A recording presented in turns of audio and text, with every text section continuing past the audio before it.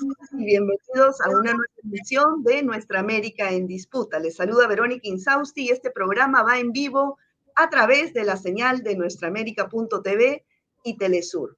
Así que desde el momento les invito a que se conecten, a que hagan sus preguntas, sus comentarios sobre el tema que vamos a abordar el día de hoy.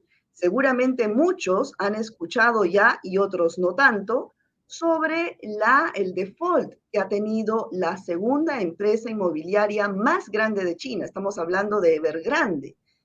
¿Qué ha repercutido? ¿Cómo ha repercutido esto en el mercado mundial? Pero además de eso, ¿cuántos son sus acreedores? Esta empresa está debiendo hoy en día, tiene una deuda de 300.000 millones de dólares. Solamente el 20.000 millones de dólares se deben en el sistema financiero mundial. Entonces, ¿por qué se habla que esto podría ocasionar un poco algo similar a lo ocurrido en la crisis financiera del 2008? Vamos a conversar sobre este tema, cuáles son las repercusiones de una posible caída de este monstruo inmobiliario Evergrande en el mundo y qué tanto se ha inflado este caso desde la perspectiva occidental, cuáles serían los propósitos que hay detrás de ello. Para esto nos acompaña desde México Alejandro Villamar. Él es miembro de la Red Mexicana en acción frente al libre comercio. Y también está con nosotros Carlos Bedoya, coordinador de la Red Latinoamericana por Justicia Económica y Fiscal. Muchas gracias a ambos por estar aquí. Gracias a ti. Gracias, Verónica. Bueno, Alejandro, para ponernos en contexto, ¿cuál es la historia de Evergrande y por qué, siendo la inmobiliaria más grande o la segunda más grande de China y una de las principales a nivel mundial, ha caído en default? ¿Qué hay detrás?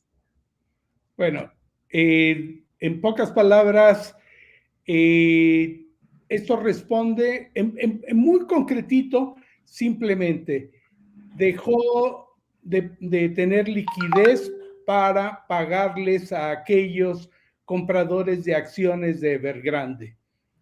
¿Por qué? Porque bajo el esquema que ha utilizado Evergrande, que es el esquema tradicional de mercado, ha vendido más de lo que puede construir y ha atraído las inversiones ofreciéndoles rendimientos mayores a los tradicionales del mercado.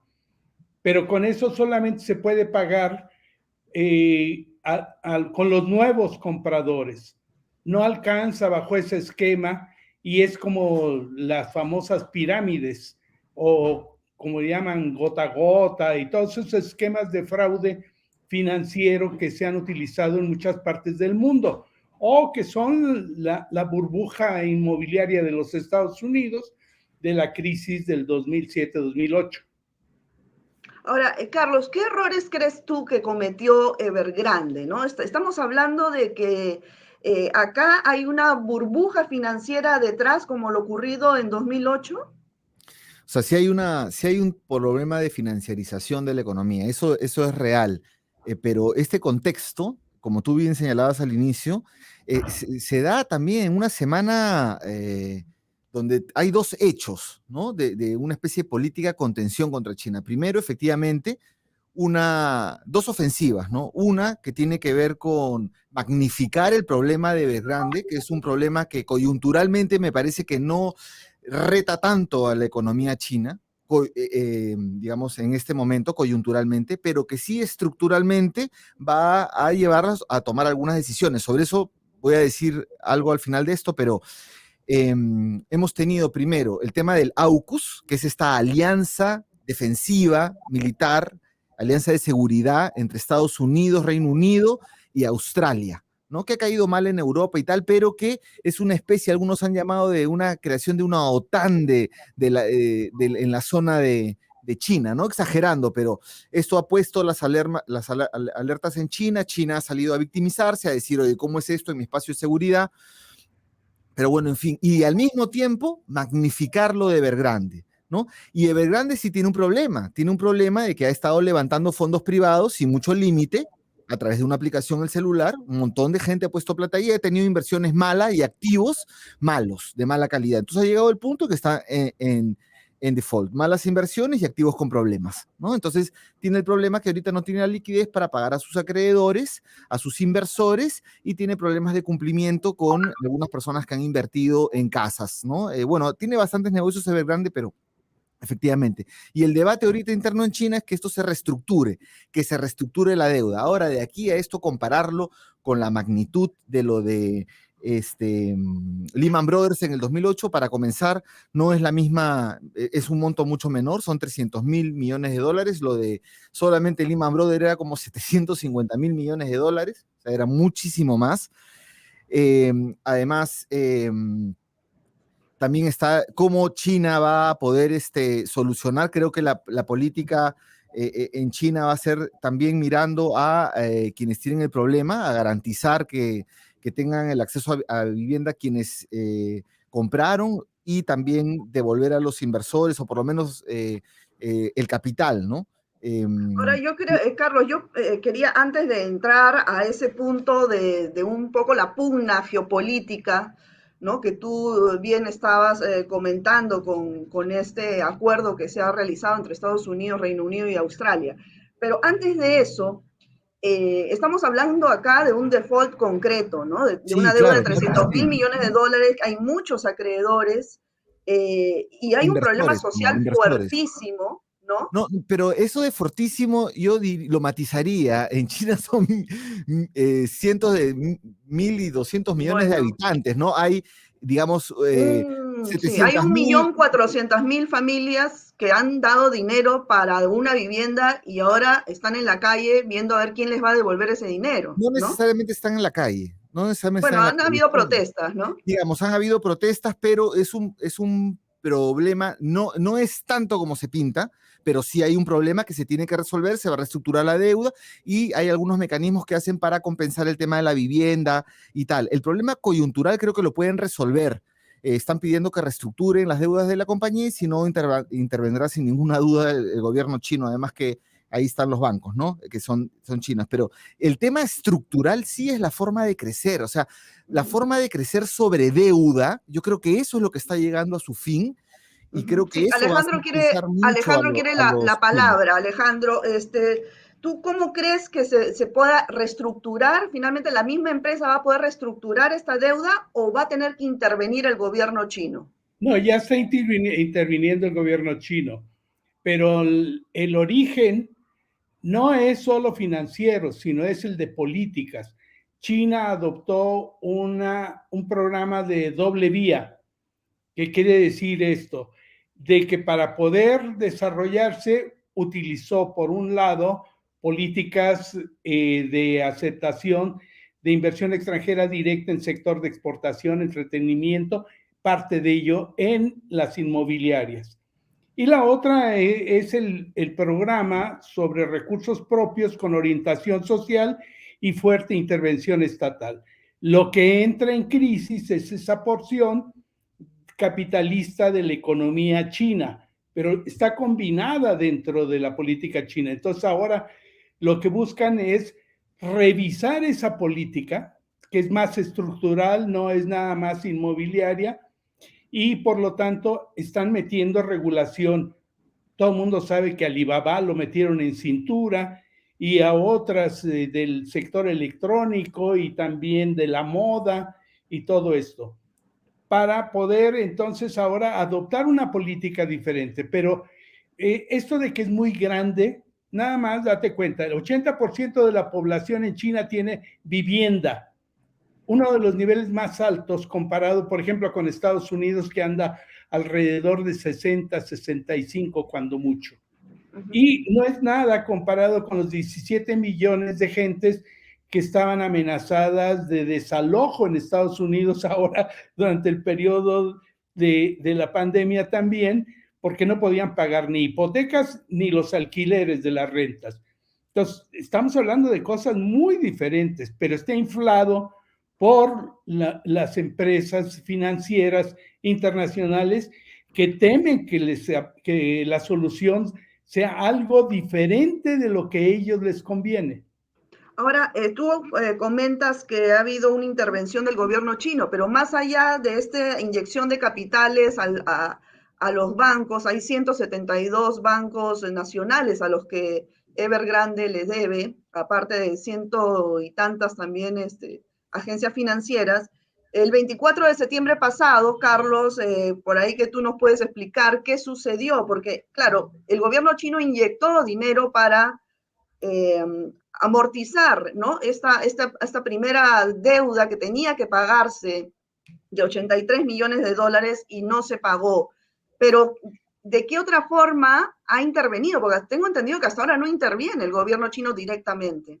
Claro, el 8 de diciembre comenzó esta historia cuando Evergrande, que ya se le estaba comentando que tenía problemas, Evergrande sale con un comunicado y dice, no vamos a poder pagar a los inversores, ¿no? Tenían ahí unos bonos que se vencían o en lo futuro, ¿no? Entonces fue medio abrupto lo que dijeron y genera la crisis y desde ahí estamos conversando en el mundo sobre eso. Yo coincido con Alejandro, en realidad, en que el tema sí puede ser respondido por China. China tiene billones de dólares de inversión en el mundo, en dólares, en euros, tiene bonos, 3 veces lo que debe Evergrande solamente en bonos norteamericanos, ¿no? Entonces, de alguna manera se puede responder y además no es como la situación tan caótica que no se vive así en China, esa situación caótica que generó lo de Lehman Brothers, pero sí el problema es opciones de políticas, de si va a seguir creciendo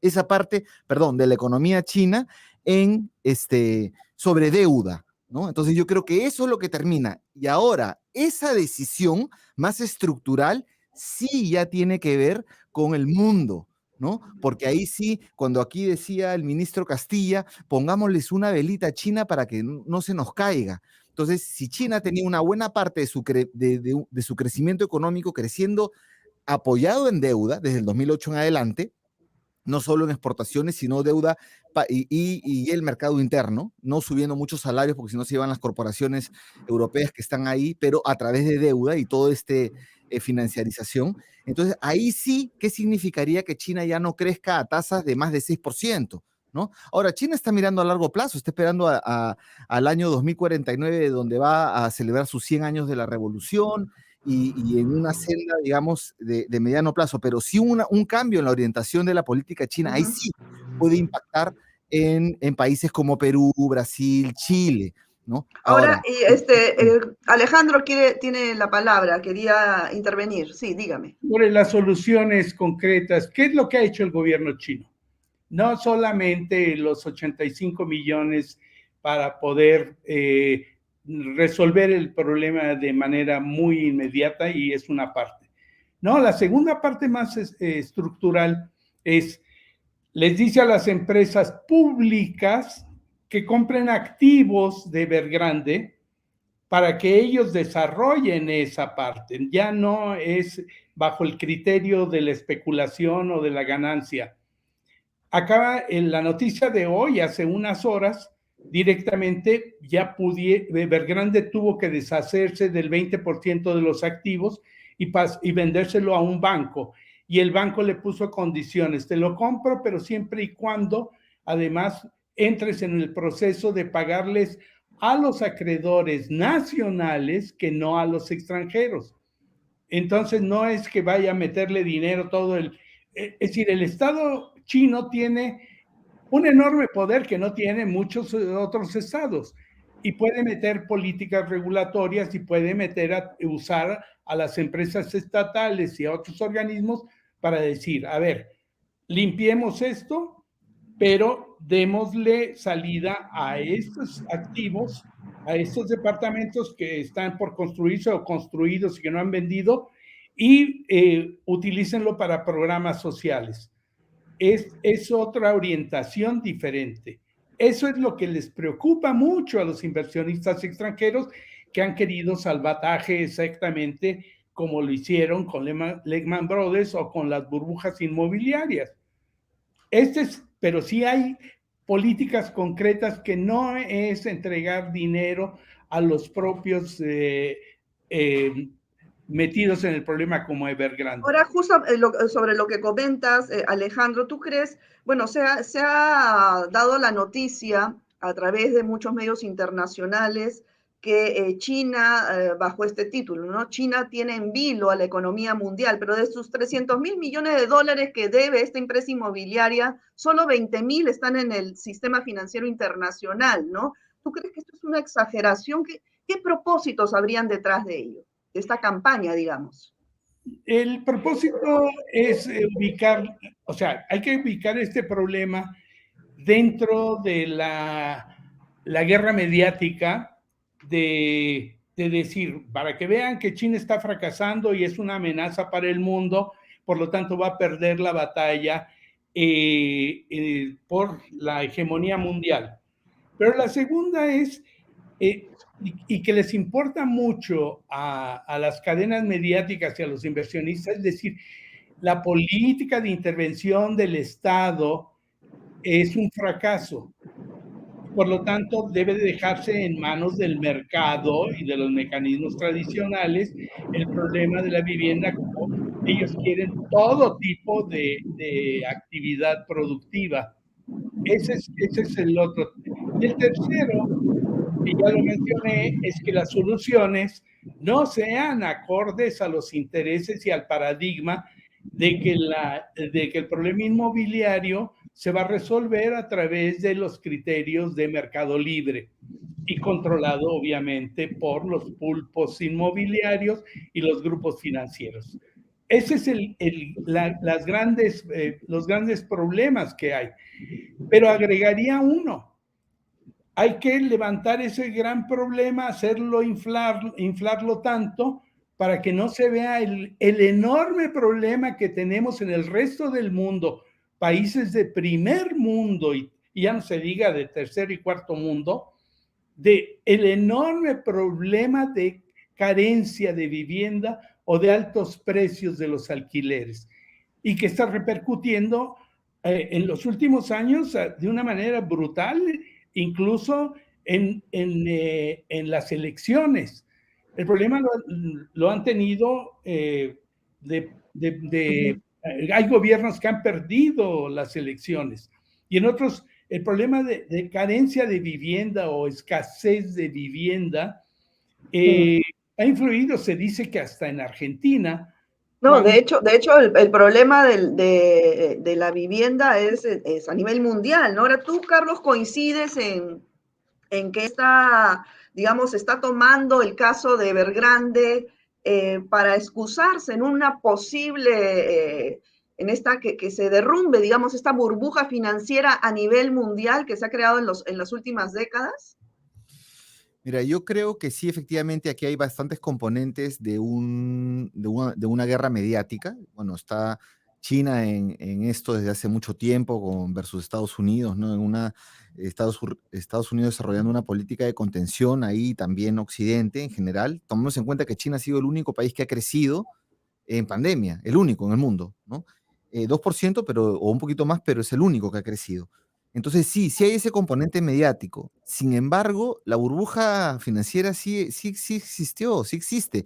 Y China ha tomado medidas desde el año pasado, desde el 2020, con la política de las 3 líneas rojas, ¿no? Donde ha puesto controles al apalancamiento privado, ¿no? Entonces ha dicho, no, momento, esto de aquí se nos viene con problemas, no solamente por Evergrande, sino también otras digamos, empresas chinas, y se ha puesto a buen recaudo, digamos. Ahora lo de Evergrande, ¿Podría haber efecto contagio, Carlos?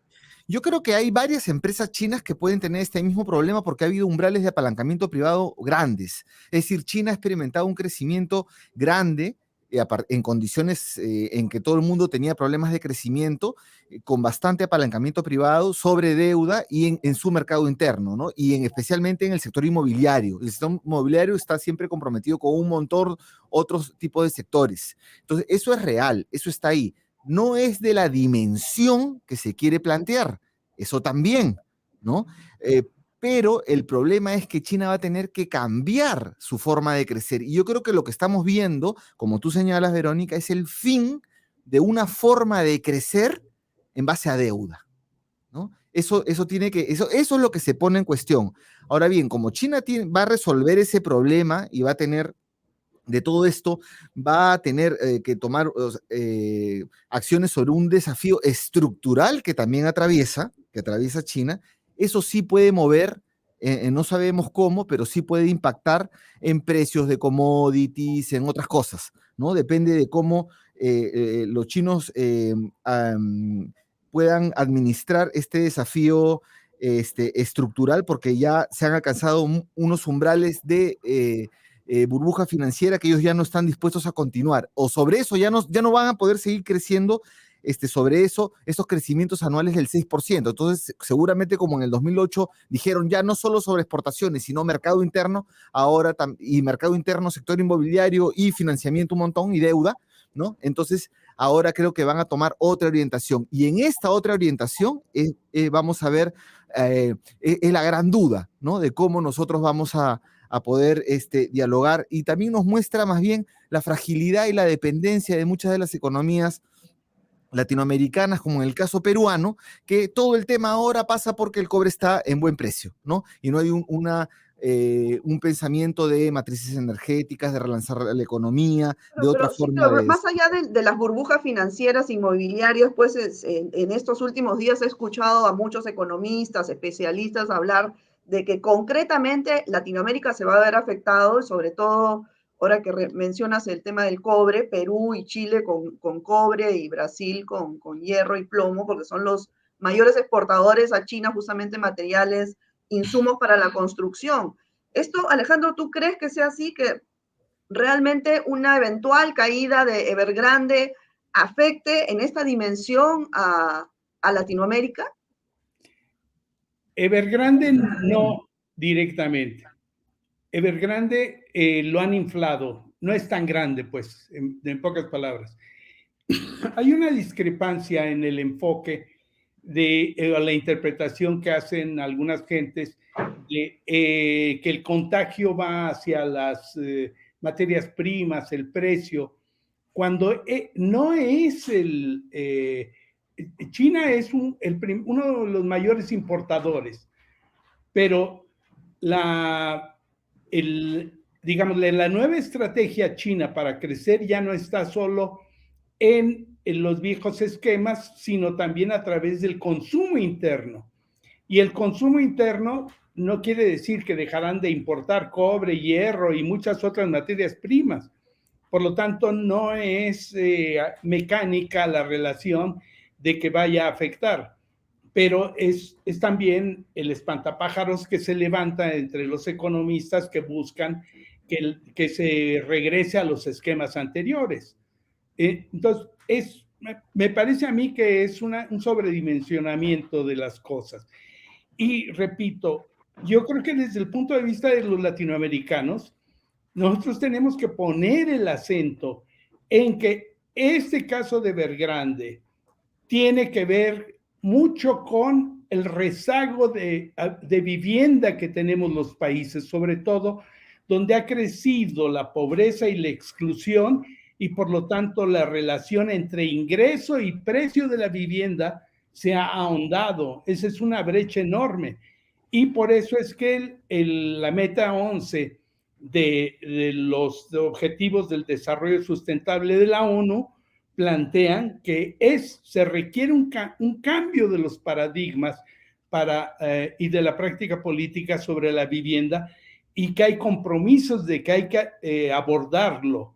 No es con los esquemas con que se ha abordado mucho el tema de vivienda en nuestros países, en América Latina, cómo se va a resolver. Eso nunca se va a resolver así, ni se va a resolver tampoco, como no se resolvió el problema de la salud puesto en evidencia ahora durante la pandemia, entregándole el sistema de salud o desarticulando el sistema de salud pública para entregárselo a los administradores privados, ni el de educación, ni muchos otros sectores. Entonces, lo que nosotros deberíamos de poner el acento es que en esas soluciones de mercado libre, no vamos nosotros, nuestros países, a resolver los problemas.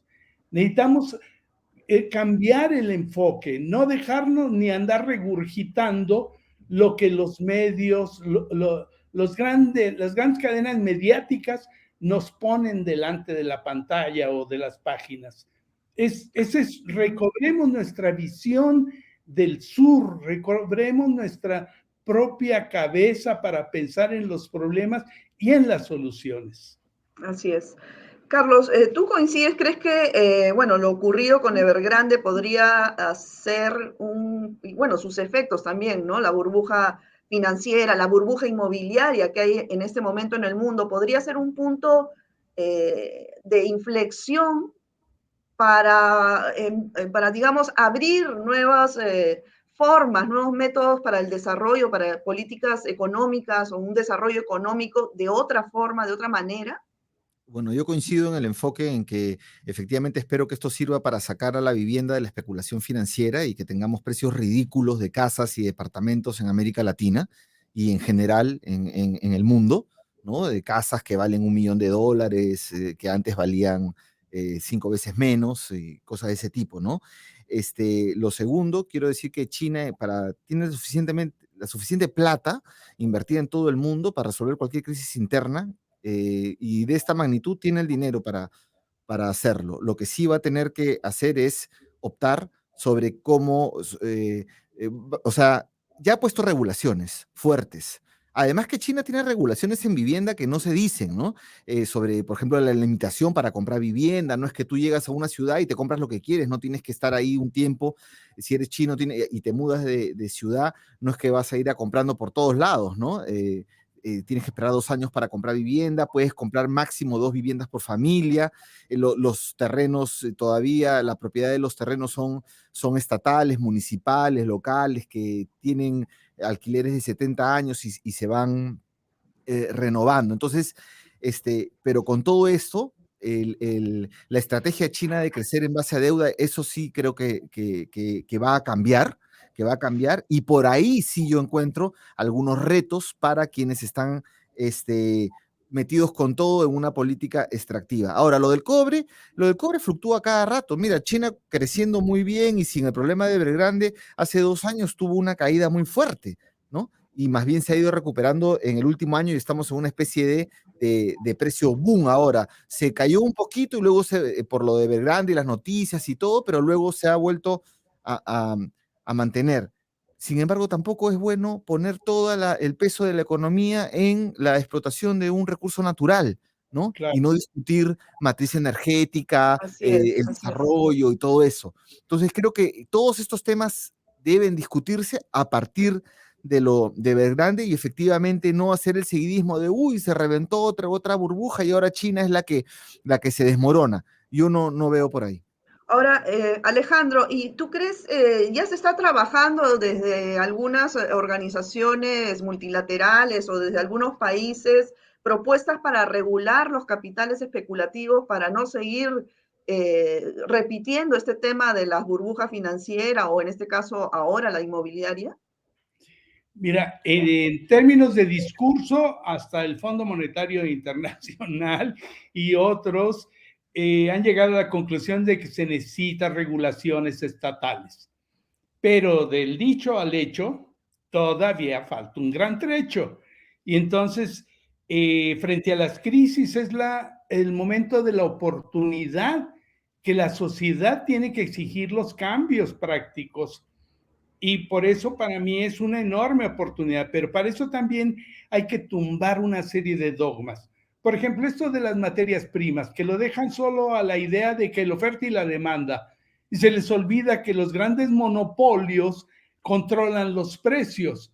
Las transnacionales controlan precios de las materias primas, no son la oferta y la demanda entre China y Perú o Chile en fin, sino cuál es el papel que tienen estas transnacionales. Y a nivel internacional, uno de los proyectos más interesantes que se ha ido muy lentamente, que lo han boicoteado, es el tratado sobre las obligaciones que tienen las transnacionales frente a los compromisos adoptados por la mayoría de los gobiernos de respetar, fomentar los derechos humanos. Y en los derechos humanos caben muchas cosas, entre ellas la vivienda, pero la educación, la salud, ahora la salud climática, para decir algunas. Entonces, ahí se está buscando instrumentos multilaterales, pero no vamos a esperarnos nosotros a que los instrumentos multilaterales se firmen por los gobiernos y luego a veces ni se cumplen, sino la tarea también radica en las organizaciones en cada uno de nuestros países para exigir propuestas, soluciones alternativas que no se basen en los viejos dogmas que han entrado en crisis. Esta es una política social diferente. Esa es la perspectiva en la que nosotros tenemos que ver nuestros problemas y no lo que nos dicte Bloomberg o todas las agencias estas financieras. Totalmente de acuerdo, Alejandro, indispensable. Tú, Carlos, se nos ha ido el tiempo, pero compartes, me imagino, también lo dicho por Alejandro, que del dicho al hecho hay mucho trecho, pero concretamente, ¿por dónde empezar? Bueno, pero es que ese justamente es un nudo central de la forma en que se organiza el capitalismo realmente existente, que en lo del 2008 se pensó que era el fin de esa forma de financiarización de la economía y que no, pero vemos que ha continuado, que continúa, los bancos son muy poderosos, la banca de inversión también, y entonces, si no, hasta ahora no se pueden poner límites a los paraísos fiscales, cierre, eliminación de los paraísos fiscales, estamos hablando pues de un poder financiero que finalmente le tuerce la muñeca a cualquier declaración política y que además financia partidos políticos, financia campañas electorales en los países del norte, hay la puerta giratoria y todo lo que observamos, ¿no? Pero efectivamente creo que nacionalmente se tienen que poner se tiene que recuperar también el espacio nacional y poner regulaciones. China ha puesto bastantes regulaciones, ya tenía, ellos habían apostado por esta forma de crecer, ya se agotó esta forma de crecer, yo creo que de, especulación financiera, aunque con límites, ahora sí ya está con varios límites, y creo que esto es una discusión que tenemos que hacer en la regulación financiera en cada país, ¿no? Para comenzar. Entonces, creo que por ahí va y también entrar a regular algunos mercados, ¿no? Como el mercado de viviendas, ¿no? El derecho a la vivienda es, cuando se hablaba de la crisis del 2008, se hablaba de bonos basura, se decía así, son bonos basura. ¿Qué es lo basura? Es que alguien quiere acceder a vivienda y no puede y se quiebra y todo eso, entonces el derecho a la vivienda es basura, ¿no? O garantizar el derecho a la vivienda es basura. No, creo que tienen que haber políticas dirigidas al derecho a la vivienda y a otros más, sin que tengan que entrar a la ruleta financiera, ¿no? Entonces, creo que lo que vemos que una vez se agota más es que el camino de la financiarización de la economía o de apostar todo ahí no llega a ningún buen puerto. Los chinos ya lo han detectado y lo han parado, ¿no? Una última observación. En el camino de instrumentar políticas públicas más adecuadas de la Tindad y la Red de Justicia Fiscal, hemos planteado ¿cómo puede atenderse la construcción de vivienda pública si seguimos pagando esa deuda, en algunos casos infame, verdaderamente corrupta? Hay que liberar eso. Necesitamos la renegociación. Necesitamos hacer frente común frente a muchas cosas. Y en esa agenda es lo que se plantea también ahora en CELAC, la Comunidad de Estados Latinoamericanos y Caribeños. Necesitamos primero unificarnos para modificar políticas de manera más conjunta, con más fuerza, y no solo cada quien por su lado, aislados. Es recuperar una iniciativa latinoamericana, recuperar nuestra propia iniciativa nacional, cambiar de enfoque. Esa es la perspectiva que nos puede construir esperanza y lo que decimos en México, esa es transformación como la que se está realizando en nuestro país. Así es, Alejandro. Muchísimas gracias por tu participación, por tus aportes. Espero, amigos, que con lo escuchado por Alejandro Villamar y Carlos Bedoya, pues hayan podido tener un poco más claro el panorama sobre lo que viene ocurriendo alrededor de esta gran empresa inmobiliaria Evergrande y sus repercusiones a nivel internacional y cómo se viene manejando el tablero geopolítico económico a nivel mundial. Muchas gracias a ambos por su participación. Por supuesto, esperamos tenerlos muy pronto. Gracias. Gracias. Chao. Bueno, amigos, cuídense mucho. Nos vemos en una próxima emisión de Nuestra América en Disputa. Chao.